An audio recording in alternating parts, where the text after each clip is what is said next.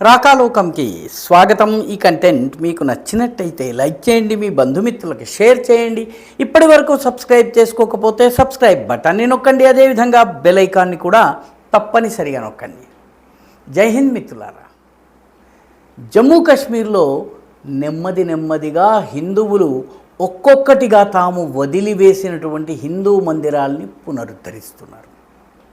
ఇప్పటికీ అనేక మందిరాల్ని కశ్మీరీ హిందూ పండిట్లు మళ్ళీ కశ్మీర్కి తిరిగి వెళ్ళి అక్కడ నెలల పాటు మకాం వేసి తాము ఏ గ్రామాల్ని వదిలేసి వెళ్ళామో ఆ గ్రామాలకు వెళ్ళి ఆ గ్రామాల్లో ఉన్నటువంటి మందిరాల్ని మళ్ళీ పునరుద్ధరించి శుభ్రం చేసి అక్కడ ధ్వంసమైన వాటిని రిపేర్ చేయించి విగ్రహాలను ప్రతిష్ఠించటమో హవనాన్నో హోమాన్నో నిర్వహించటమో చేసి మళ్ళీ అక్కడ కాషాయ జెండాను ఎగరేసేటటువంటి పని చేస్తున్నారు. దీనికి జమ్మూ కాశ్మీర్ జిల్లా యంత్రాంగాలు ఆయా జిల్లాల యంత్రాంగాలు కానీ చాలా గట్టిగా సహకరిస్తున్నాయి.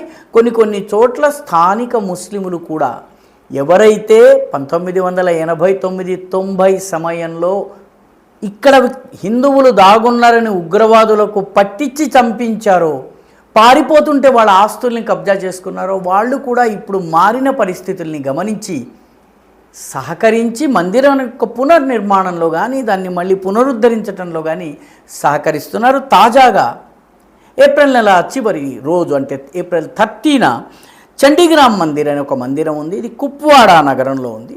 కుప్వాడా ఉత్తర కశ్మీర్లో ఉంటుంది. ఈ నార్త్ కశ్మీర్లో కుప్వాడాలో ఉన్నటువంటి చండీగ్రామ్ మందిరాన్ని మళ్ళీ పునరుద్ధరించారు.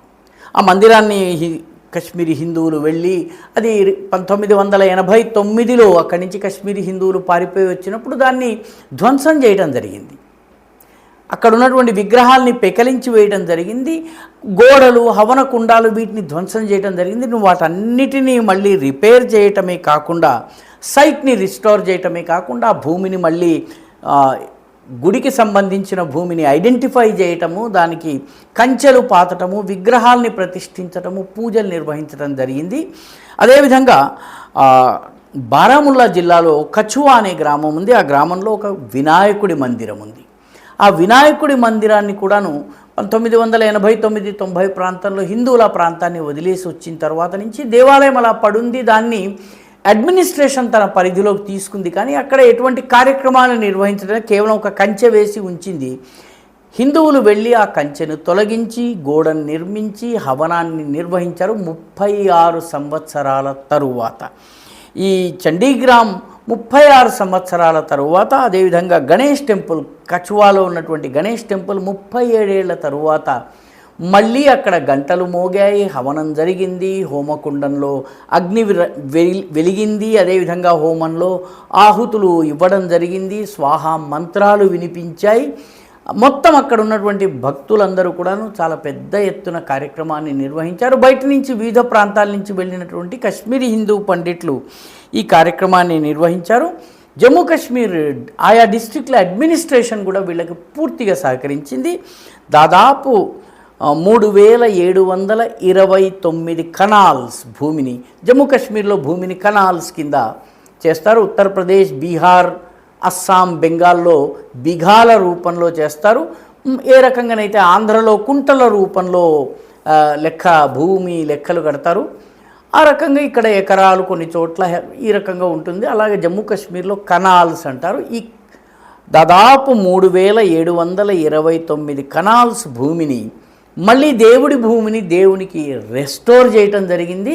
కశ్మీరీ హిందూ పండిట్లు ఇదివరకు ఈ 2 దేవాలయాల దగ్గర వార్షిక జాతరల్ని నిర్వహించేవారు. ఇకపై ఇక్కడ వార్షిక జాతరల్ని నిర్వహించాలి. కశ్మీరీ పండిట్లు ఎక్కడున్నా సరే ఈ జాతరల సమయానికి ఇక్కడికి రావాలి. ముఖ్యంగా ఈ గ్రామాల నుంచి వెళ్ళినటువంటి వాళ్ళు, ఆ మూలానికి చెందినటువంటి వాళ్ళు ఎవరున్నారో వాళ్ళు రావాలి, పూజలు చేయాలని చెప్పి నిర్ణయించడం జరిగింది. రాష్ట్ర ప్రభుత్వం, లెఫ్టినెంట్ గవర్నర్ పూర్తిగా దీనికి సహకరిస్తున్నారు. జిల్లా యంత్రాంగం వీళ్ళకి సహకరిస్తోంది. ఆ తరువాత కూడా వీళ్ళు వెళ్ళిన తరువాత కూడా మందిరాలను పరిరక్షించేటటువంటి పని కొనసాగుతుందని చెప్పి అధికార యంత్రాంగం చెప్పింది. బహుశా ఇప్పటి వరకు జమ్మూ కాశ్మీర్లో 100కు పైగా మందిరాల్ని మళ్ళీ పునరుద్ధరించి అక్కడ లింగ ప్రతిష్టో, లేకపోతే గణేశుడి ప్రతిష్టో, అమ్మవారి ప్రతిష్టో, విష్ణు అవతారం ఉన్నట్టయితే దాని ప్రతిష్ఠ చేసి మళ్ళీ పూజలు పునస్కారాలు నిర్వహించడం జరుగుతోంది. అక్కడ స్థానికంగా పనిచేస్తున్నటువంటి కేంద్ర ప్రభుత్వ ఉద్యోగులు కావచ్చును, భద్రతా దళాలకు చెందిన వాళ్ళు కావచ్చును, పారామిలిటరీ దళాల వాళ్ళు కానీ, బ్యాంకుల్లో పనిచేసే వాళ్ళు కానీ, కశ్మీరీ హిందూ పండిట్లు మధ్య మధ్యలో వచ్చి వెళ్ళేటటువంటి వాళ్ళు ఎవరైతే ఉన్నారో వాళ్ళు ఇప్పటికీ అక్కడ నివసిస్తున్నటువంటి కశ్మీరీ హిందూ పండిట్లు ఈ దేవాలయాలకు వెళ్తున్నారు. దీని ఫలితంగానే కృష్ణాష్టమి, రామనవమి, విజయదశమి వంటి ఉత్సవాలు శ్రీనగర్ వంటి పట్టణాల్లో, ముఖ్యంగా హిందువులు ఎక్కువగా నివసించినటువంటి రైనావాడి, హబ్బాకడల్, అమీరాకడల్ వంటి ప్రాంతాల్లో ఈ కార్యక్రమాలు కూడా పెద్ద ఎత్తున జరుగుతున్నాయి. ఈ వీడియో మీకు నచ్చినట్టయితే లైక్ చేయండి, షేర్ చేయండి, ఈ ఛానల్కు సబ్స్క్రైబ్ చేయండి. మీ అభిప్రాయాన్ని కమెంట్ల రూపంలో తప్పనిసరిగా పంపించండి.